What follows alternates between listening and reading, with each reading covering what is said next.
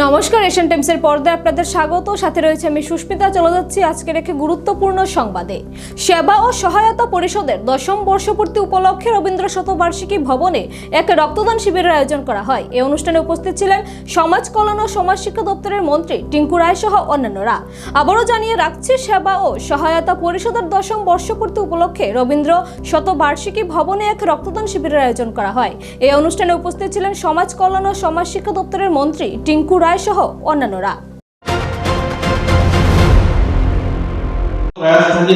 রাজ্যের উন্নয়ন হোক, মানুষের জীবনমান যেন আরো সহজ হয়, সে নিয়ে সরকার কাজ করে।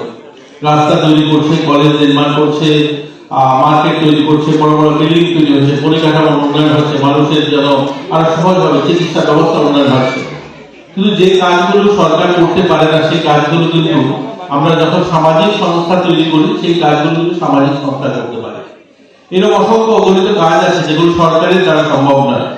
আমি যেহেতু সোশ্যাল ওয়েলফেয়ার মন্ত্রী, সোশ্যাল এডুকেশন আমার কাছে রয়েছে, আমার কাছে এরকম কিছু সমস্যা রয়েছে যেগুলো জ্বলন্ত সমস্যা আমাদের, এগুলো কিন্তু সমাধান একমাত্র সামাজিক সংস্থাগুলো করতে পারে, আমরা চাইলেও করতে পারি না। আমাদের রাজ্যে প্রায় 38% গর্ভবতী হন আমাদের 18 বছরের নিচে যারা বালিকারা, তারা। এটা কিন্তু ভয়ানক একটা আমাদের জন্য, গোটা দেশের মধ্যে প্রথম সারিতে আমরা চলে এসেছি। এটা কি গভর্নমেন্ট তার সমাধান বার করতে পারবে? গভর্নমেন্ট মহকুমা শাসকের কাছে আসে, তখন ফোন আসে, বাচ্চার যখন অনিবাস বা বিয়ে আসনে বসলো, তখন ফোন আসলো যে এরকম একটা বালিকা বিবাহ হচ্ছে 14 বছর বা 15 বছরে। সেখানে প্রশাসন গেল, সেদিন হয়তো বিয়েটা ভেঙে দিল বা তাদেরকে সেন্টার হোমে নিয়ে আসলো। কিন্তু এই বিয়েটা সেদিন হবে না, কিন্তু তার এক সপ্তাহ পরে বা 10 দিন, 15 দিন, 20 দিন পরে আসাম অন্য কোনো প্রান্তে, ওয়েস্ট বেঙ্গলে গিয়ে সেই বিয়েটা সম্পন্ন হচ্ছে।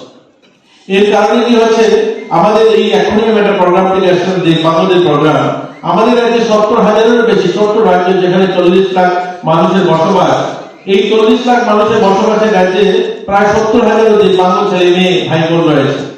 এটা কি তার একটা এটার একটা, আমি বলবো না, এটা আমি তো আর ডাক্তার নই, কিন্তু এটাও একটা রেজাল্ট যে এই ধরনের কম বয়সে।